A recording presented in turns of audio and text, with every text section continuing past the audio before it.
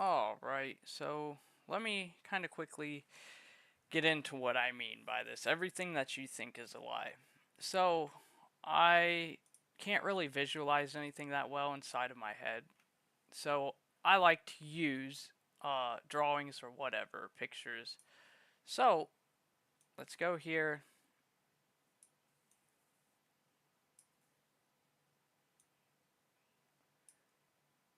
And what I'm making here is a timeline, essentially. Alright, so this is past. I'm not good at drawing. We'll just have to remember that. Past, the present, and the future. Okay? Time is something that we created to represent and measure time, whatever that is. So I view time as only present because we can't go back into the future, and we can't, as far as we know, go or into the future or go back into the past.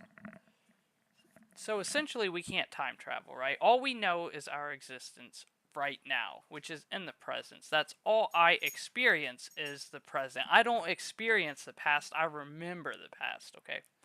It's neither here nor there. So, um, right here at the beginning, per se, in our whole existence going on here, um, our existence, our world, our universe had to be created. Okay?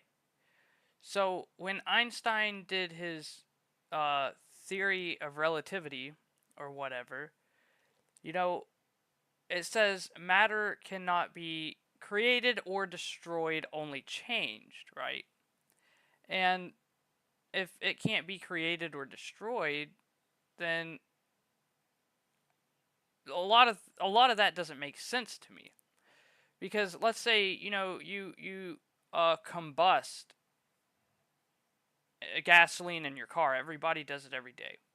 What comes out is pretty much CO2, some other gases, and heat, essentially. So you're transforming, like he says, into all those gases and the heat.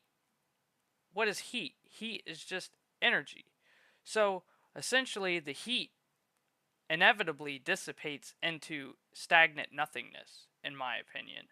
So essentially, in my opinion, you are deleting matter. You can only transform it. No. Well, it transforms into energy and other substances, right? So I think that, in my opinion, dispels the you can't be destroyed. Um, as well as look at a star, okay, like our sun or whatever else. Generally, much bigger stars. When they go supernova, what happens? Boom, supernova, an explosion, and then if the star has enough mass to it, so to speak, it will encave onto itself and create a black hole, which is, in my opinion, then taking away matter or destroying matter. Now, what is a black hole? Nobody really knows. I'm going to go into that a little bit on my thoughts and my views on it, but later. But essentially, in this physical world that we are in, technically, we would never, let's say, we would never be able to reach that matter, touch that matter. I'm pretty sure. So, in my opinion, and this is all just speculation in my opinion, that matter, in how I see it, is destroyed, okay? So that throws that out the window. Created, well, we had to have, I mean, let's say, whatever, the Big Bang happened or whatever, and boom, our universe or reality is here.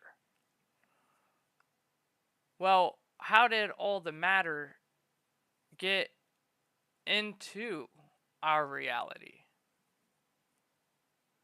Had to be created, right? So, created, destroyed, you can change it, whatever. Chemistry proves that you can change stuff, whatever. Um, and I'm not really intelligent. I'm just a normal, Joe Schmo just thinking. Okay, but I know in a lot of those protons, neutrons, everything in chemistry, it just essentially changes. There is no, I don't think I think there might be some loss technically in heat on some things like a nuclear reaction or whatever, but not really a lot of loss or gain there. It's just creation. It's just changed mostly. But in those two just simplistic things, I proved that matter can be created and destroyed. So one of the main things I kind of want to just sit here and think about, discuss, talk about, I guess, or think through is that a lot of the things that we are told are just fabrications. Now, whether there's malice behind it and or incompetence or I don't know, just the whatever the majority of the population just wants to agree upon. I just had a brain fart. I apologize, but we just want some rules and laws essentially, and I think a lot of them are wrong.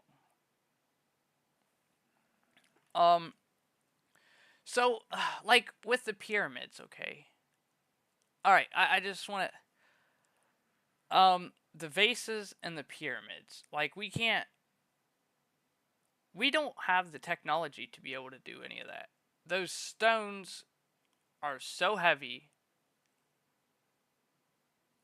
I personally don't think that with our modern stuff we could do either one of those things with the technology and everything that we have right now.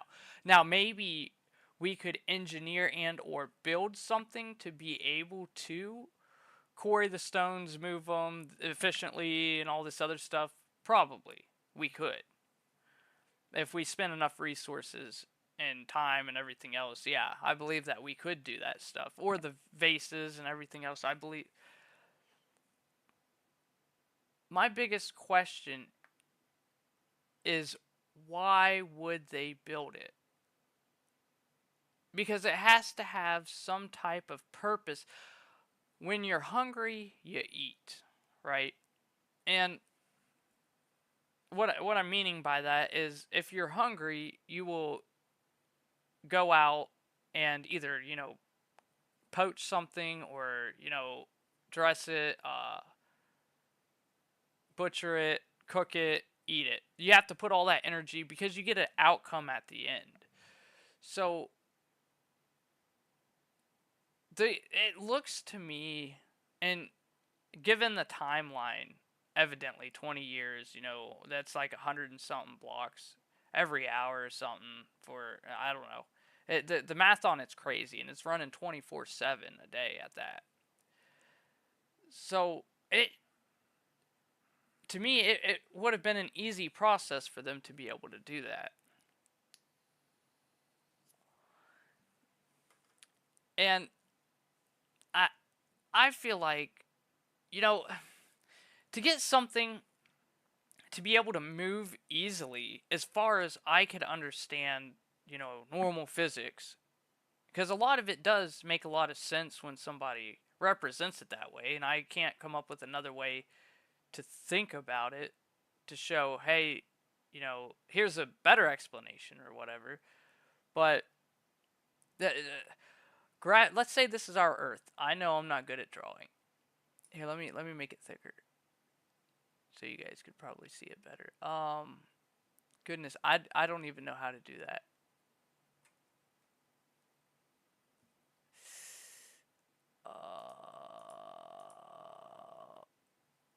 Sure, whatever.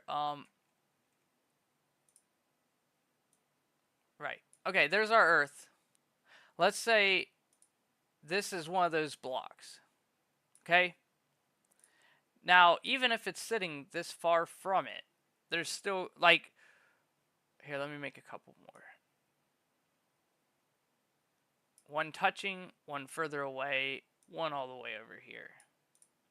Okay, so the closer that something gets to mass, and these are representing our blocks that they gotta move, that are crazy amounts of tons each, tens of, maybe even hundreds of thousands of pounds, and some of them they are.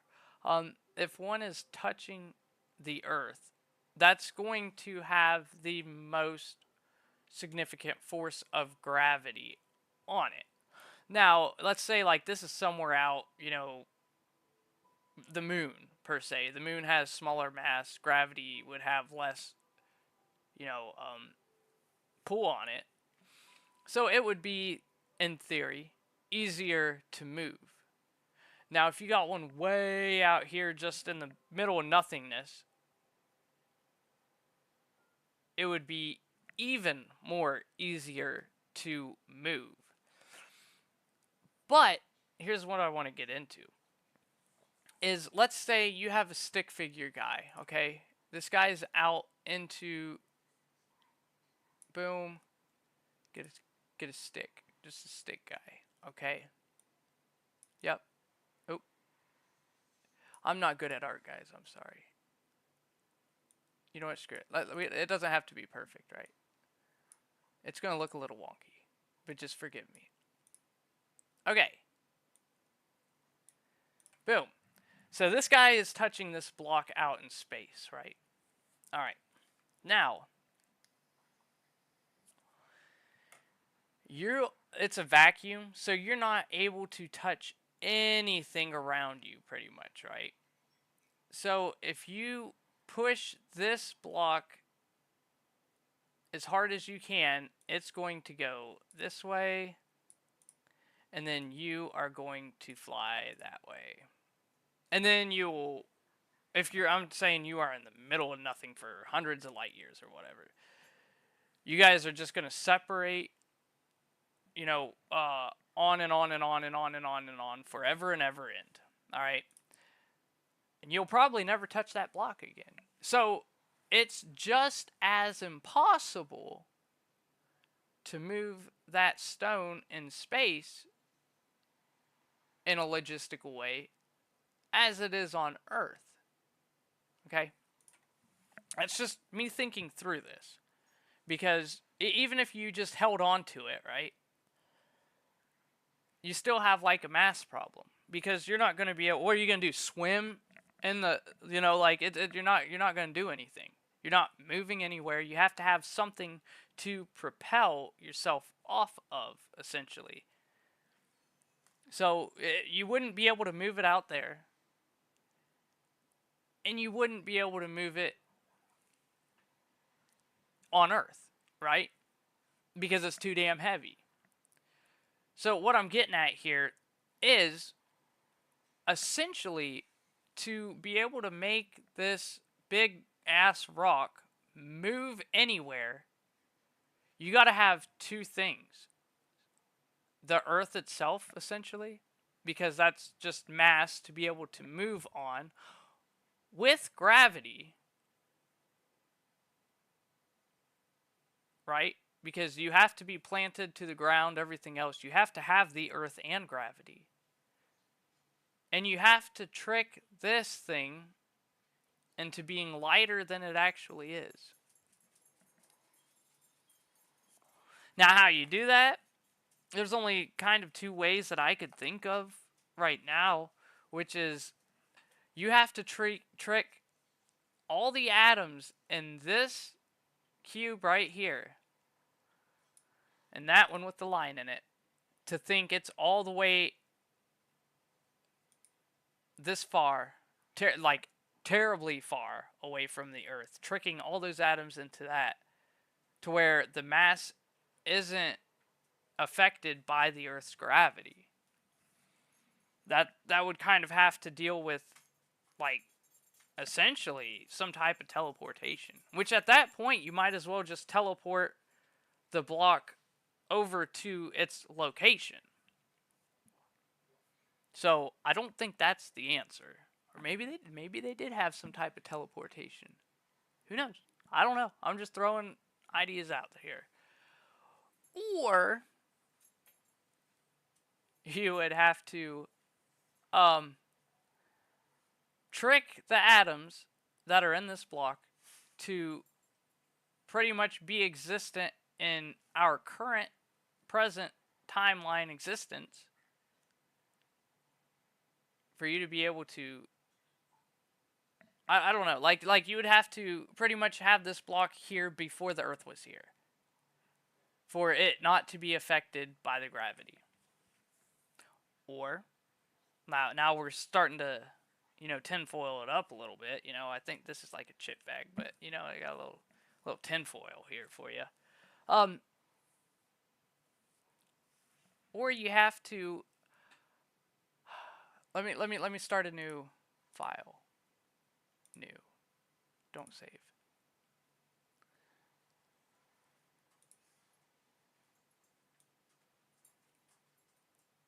Now, I don't really know how to explain this too well.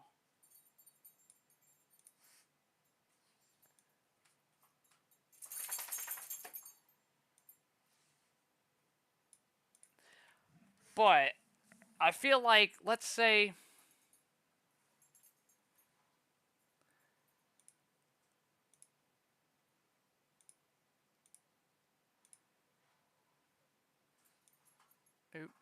well, that's okay. That's an arrow.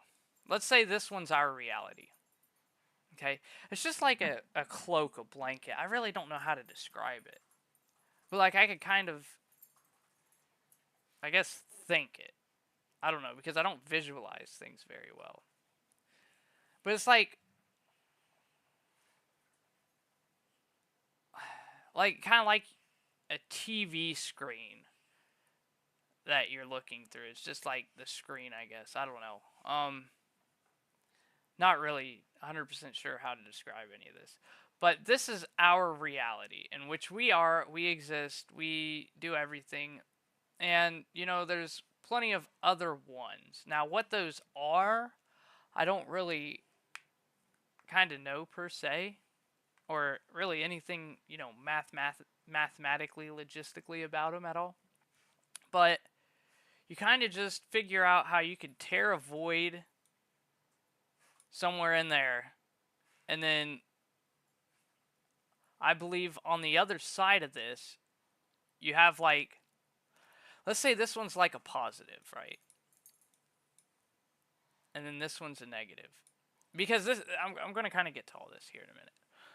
You have to tear a void in this one, and then everything's attracted to each other in our existence, right? So I believe everything is attracted to each other in our existence, and everything decays in our existence, meaning pretty much goes away. Like I said, when matter is destroyed in our existence. This is the existence where everything is attracted to each other and things are destroyed. Now, if you tear a hole in this, in ours, and somehow get it onto this other side to where everything's like negative, this isn't going to be a very good representation. But you know that yin and yang thing? I believe that has a lot of real meaning behind it. So you tear a hole, the other ones, and that's like, it's pretty much like antimatter. I don't know, but it creates. This one, you're decaying and taking away. That's where the negative side is on our existence, because everything's, I don't know. And then on this side, matter is being made, but it repels each other. So if you somehow got it onto this other realm or something, it would pretty much, everything is not attracted to each other. It's repelled, such as gravity, I think, or whatever. And that's how maybe they were able to move it. I don't know. I really don't know, but let me get you in my way of thinking. File, don't save. Okay. So let me do this.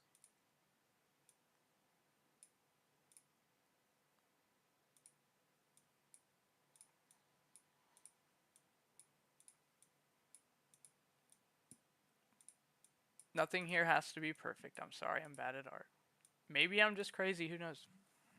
Alright, this is our sun, right? It's a star. It is spewing matter out of it constantly. Constantly spewing matter out, okay? And then we'll go over here. I know this isn't. Okay. Then we can go to something like this, you know. I know it's not a perfect circle, but who cares? This is a black hole.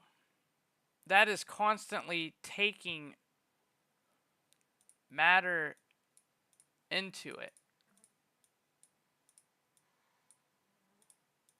Like I said, nothing has to be perfect.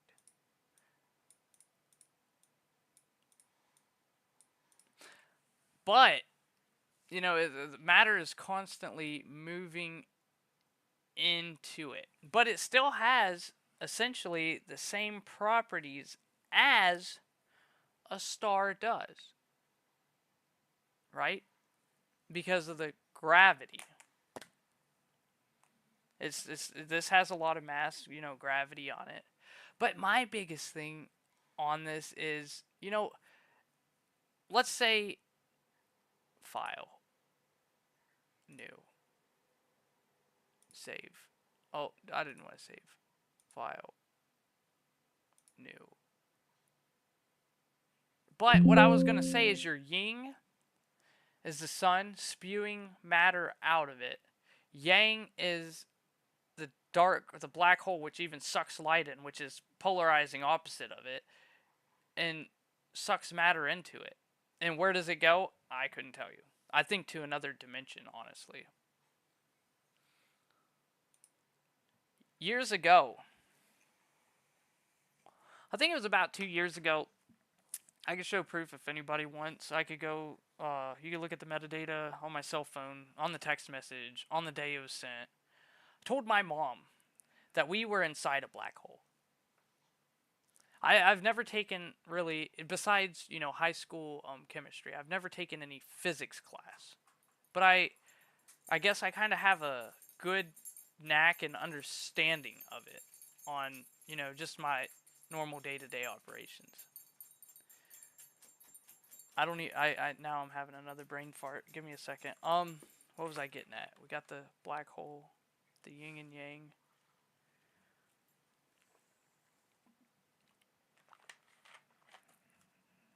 But kind of what I'm getting at here is us living inside of a black hole.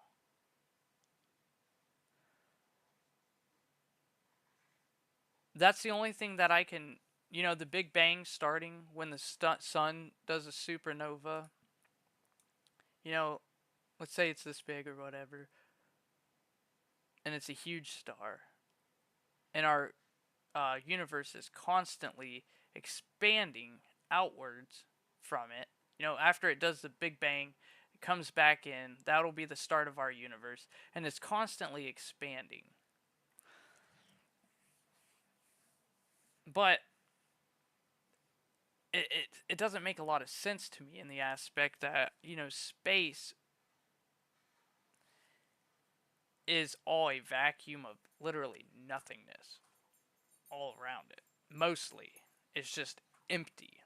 So, if we were inside a black hole, and theoretically, that black hole has gravity and a lot of mass that will suck things into it, and they will still rotate around one another because of the mass and gravity. Why then would our universe mostly be a vacuum that is just nothing, just pure nothing all around it? That's one of the things that don't make sense to me.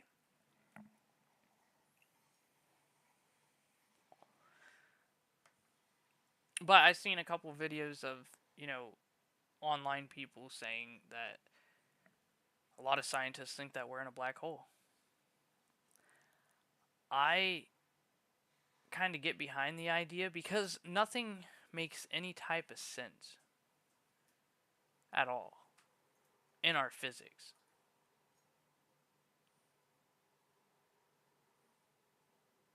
And I think they perpetrate these lies to us because if we found out that the truth about everything, then we would have free food, water, shelter, all this other stuff. I believe that humans are so much more capable than what we are led on for some reason. I have like no self-worth or anything like that, but I just truly think that. And if we were to actually be able to develop all this stuff, like I highly believe, let's say this is Earth, we got our other planets. Oop, over here, our sun's way over here, that's a big boy. A couple more out here, who cares?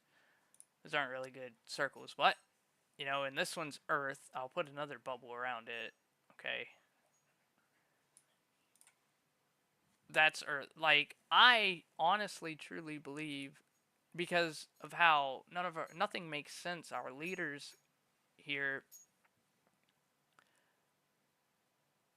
it seems like a leader would make decisions based on the betterment of all of the people, community, or whatever that they're leading. But you just see the total opposite of that. And if I was to use a telescope from right here, let's say I get a line of sight on this planet, let's say that's Mars, I really wouldn't be able to see anything meaningful. And vice versa. If they looked at us, let's say right here or whatever, with the technology that we have at least, we wouldn't be able to see anything meaningful over here. So we have to trust the people that develop the technology and have access to the technology. We have to trust that there are no people on this planet. And what's on this planet is a barren wasteland. And nothing more, nothing less. There's no living things in our solar system besides what's here on Earth. And I really don't believe that. I really, truly do not believe that. Like, not even a little bit. Let me get into something else here. So, I think the reason why we're so limited on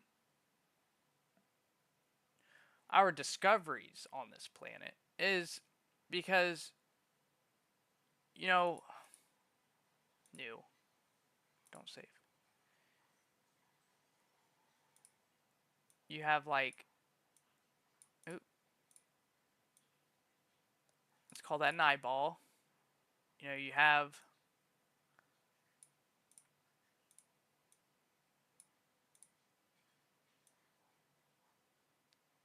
nothing has to be perfect here. So you have eyes so you could see something. You have a nose so you could smell something. Let's just put this here. We'll make it like a little paw. Oop. That's a paw, alright? So you have eyes, you have smell, you have touch, see, smell, feel, hear.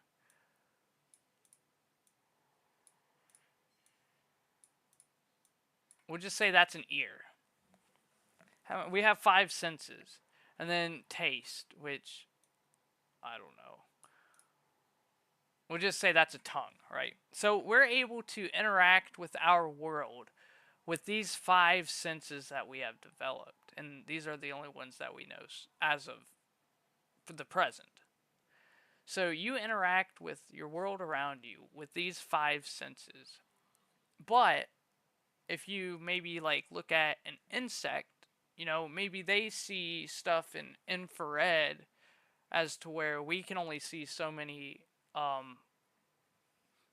spectrums of the light, and they see it in a completely different way than we do because Their evolution to survive is way different than that of ours. But what I'm trying to get at is if you're only using these five, maybe there's 8,000 different senses that you could potentially obtain to interact with the world around us, and we are limited to the access of these five, then that is a very limiting way to interact with the world around us. But we have come up with infrared, the what is it called? Like heat sensing. Maybe that is infrared. I don't know. Like night vision. We can see the full spectrum of what we understand is light, and you know we can hear stuff. I feel like we need to come up with some other type of sensory to interact with our world around us, to be able to better develop like a relative laws of relativity.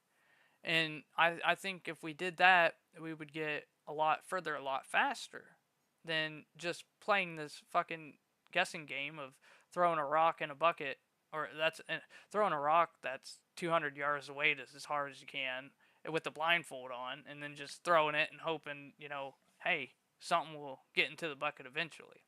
With these five opposed to, let's say, the 8,000 pieces of sensory that you would need to interact with what our reality, you know? And, like I said before, here's Earth, here's the other planet, over here's the sun, and we can, look at that planet, but maybe, just hear me out here, maybe that other planet is, even if they were 100 years ahead of us, look at the last 100 years of our technology and development.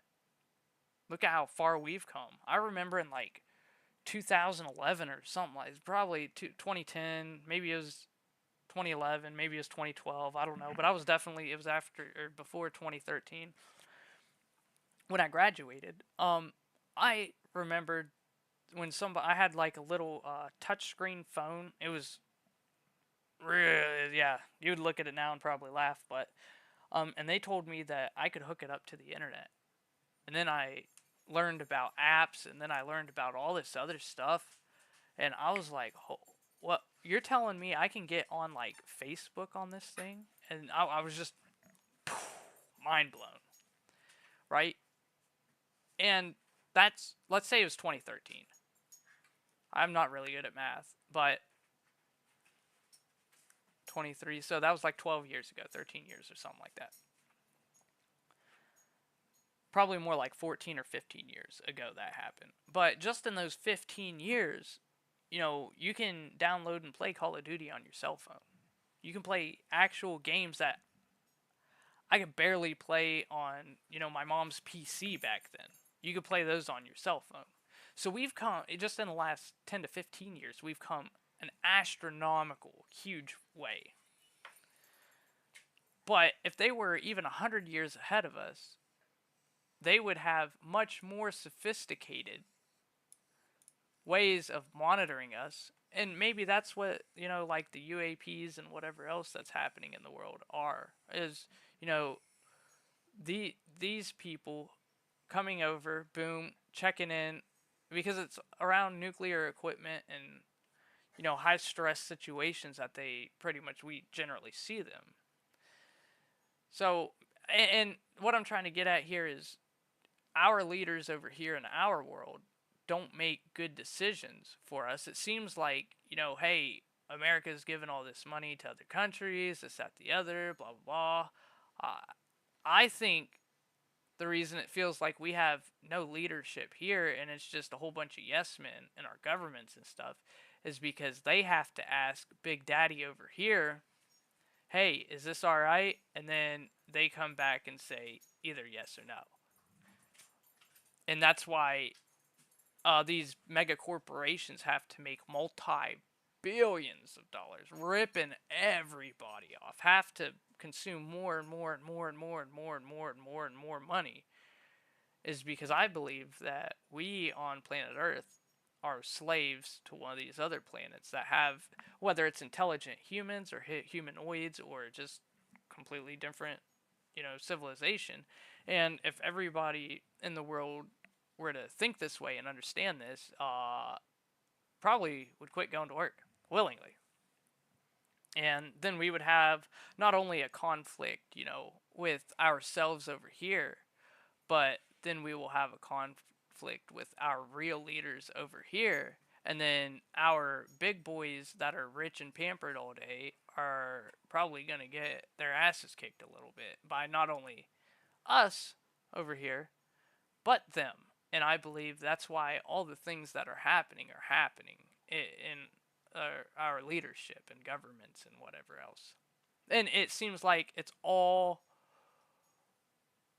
by the same person because it's happening not only here in America, it's happening up here in Canada the same way, it's happening in UK, it's happening in Australia, you know what I mean? It's happening by Putin over here. It's happening pretty much everywhere across the board. You see a lot of similarities on what's going on here. And where these companies are making multi-millions of dollars and going bankrupt and all this other stuff, that means they have to, I believe, export, not only pay us peasants, but they have to export capital, which is whatever our main source is on this planet. They ship it over here to them. They don't have to work. They live a prosperous life. They come back, they get some more, blah, blah, blah, or we ship it over to them. Who knows how the hell it's done? Then maybe there is teleportation, and, Area 51 is where they take all, let's say the other party over here, our true leaders, just want gold. That we mine it, whoever pays for it, and then they just take it to, let's say, somewhere like Area 51 or whatever, and then boom, just teleport it over to here. Because matter can't be created, and that's one thing that doesn't make sense. If they have the technology like I could imagine they do, I would believe that they would be able to create, like, we're getting into the territory to where we can grow our own meats, essentially in labs. So we could grow food. We are getting to the point to where we're finding different types of metals and how to better formulate them for better, like, more intense environments and whatever else. That's what doesn't make sense to me. If they were so much more ahead of us, they would probably have the technology to be able to, unless you really can't change matter or create it or something. Or maybe they just don't have access to that technology yet or something. I don't know. I really don't know the answer. But what I would imagine is, the main things that some other living creature would want mostly is energy and resources.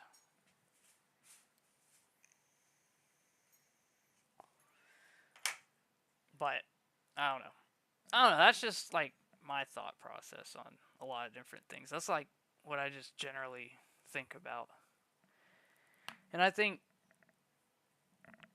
that there is a lot of things that other people don't want us to know. I know that's a fact because the most valuable resource, in my opinion, is knowledge. And that's what everybody wants, is knowledge. But I don't know. Let me know what you think, and thanks for watching. I'm just an idiot.